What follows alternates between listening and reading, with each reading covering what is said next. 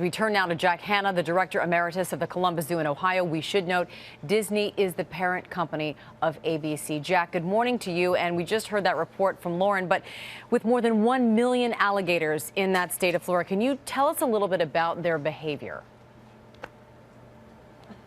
Well, this time of year is breeding season. The gator can move a great distance, either walking down roads, through pipes, through channels. I know the Game and Fish do a great deal of work with Disney, controlling these gators. They can only do what they can do. I mean, Disney's the safest place in the world. I have no stock in Disney. I'm just saying, having been there, it's possible that it's the size of a county Disney is.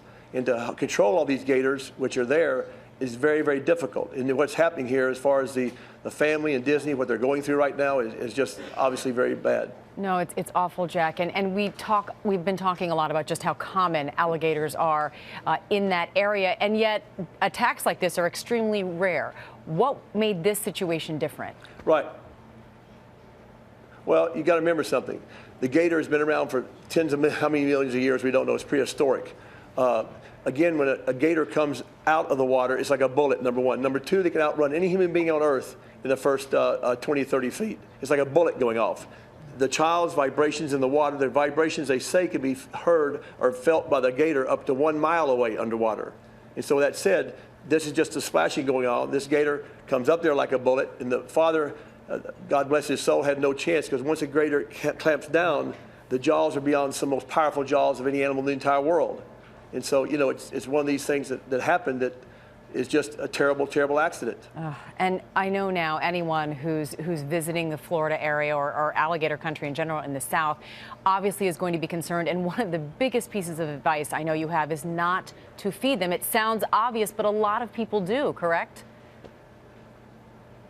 Yeah, it's amazing. People get close. You can't get within, I would say, 50, 60 feet away if you want to take a picture of a gator. If they're on the road, don't try to move them like some people do. Sometimes they're on the road because the asphalt is hot. They're laying there. They're not dead or been hit by a car. Some people might go up there, and all of a sudden, most gators will run from people. When I film the gators or crocodiles all over the world, 90% of the time, they're going to just run away quickly. However, if they're around a nest, for example, it's nesting season, some people don't know that. The gator will go through a brick wall to get you if they're around their nest or trying to go there. If you know there's gators and you're swimming or something like that, just stay away from the area, that's all.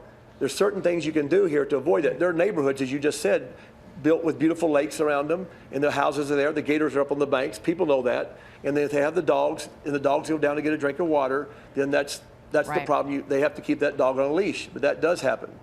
A lot of people are now looking to see what could have been done, what should have been done. Were those no swimming signs posted along that lagoon enough to prevent an attack like this?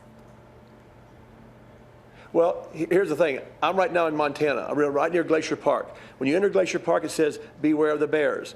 Just last week, we had a bear right here in my backyard come right down the beach there, which hadn't happened in 21 years. Over here on this, where I am at the little farm, we had a bear living down here for about 5 weeks. We didn't get near the bear, but the one over here, the point I'm getting at is, yes, there are signs in Glacier Park, but are there signs around outside the park? That's the kind of analogy I'm saying. They did have a no swimming sign. Okay, there were gators there, but there might not have been gators there for years. All of a sudden, a gator shows up. So I can't blame it myself on Disney. Obviously, the poor parents didn't know the gators were there.